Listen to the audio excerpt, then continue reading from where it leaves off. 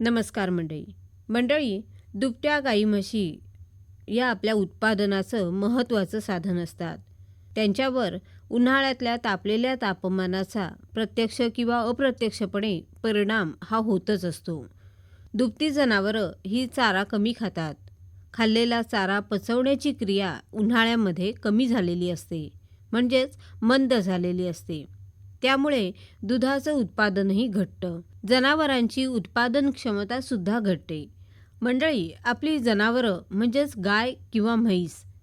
गाय आणि म्हैस यांचा जर एकत्रित विचार केला तर गायीपेक्षा म्हशीला उन्हाळा हा जास्त त्रासदायक ठरत असतो. याला मुख्य कारण म्हणजे म्हशीचा काळा रंग, घट्ट कातडी आणि कातडीमध्ये घामग्रंथी नसणं. या सगळ्या गोष्टींमुळे म्हशीला उन्हाळ्यामध्ये आपल्या शरीराचं तापमान संतुलित ठेवणं खूप अवघड जातं, त्रासदायक ठरतं. पण त्या मानानं गाईला मात्र कमी त्रास होत असतो. मंडळी, उन्हाळ्यामध्ये गाई म्हशींना थंड स्वच्छ पाणी भरपूर प्रमाणात आणि सहजरित्या मिळेल अशी व्यवस्था करावी. विशेषतः दिवसातून 4 ते 5 वेळा त्यांना पाणी पाजण्याची सोय करावी. रांजणातलं थंड पाणी पाजलं असता जनावरांच्या शरीराचं तापमान झटकन कमी होतं. आपण पाहतो की म्हशी उन्हाळ्याच्या दिवसांमध्ये दुपारच्या वेळी गार पाण्याच्या तळ्यामध्ये, नदीमध्ये, नाल्यामध्ये डुंबण्यासाठी बसलेल्या असतात. त्यांच्यासाठी ते आवश्यकच असतं. अशी डुंबण्याची सोय जर नसेल तर दुपारच्या वेळी म्हशीच्या अंगावर 1-2 बादल्या गार पाणी शिंपडावं. हेही जर शक्य नसेल तर बारदान म्हणजेच पोतं ओलं करून जनावरांच्या अंगावरून फिरवावं आणि मग अंगावरच ठेवावं. असं केल्यानं 1 अंश सेंटीग्रेडनं म्हशीचं तापमान कमी होतं. शरीराचं तापमान कमी केल्यानं गाई म्हशींचं चारा खाण्याचं आणि पचवण्याचं प्रमाणसुद्धा वाढतं. पर्यायानं दुग्धोत्पादनात घट येत नाही.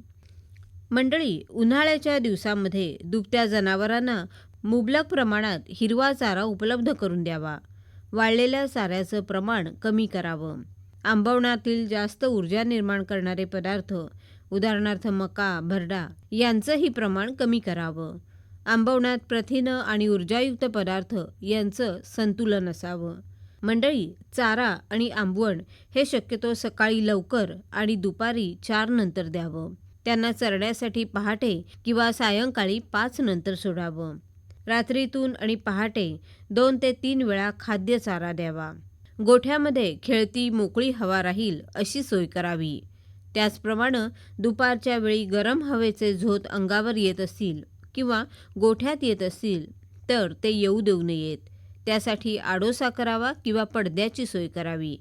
गोठ्याचं छप्पर पत्र्याचं असेल तर त्यावर गवत किंवा पाचट अंथरावं किंवा नारळाच्या झावळ्यांचाही उपयोग करता येईल.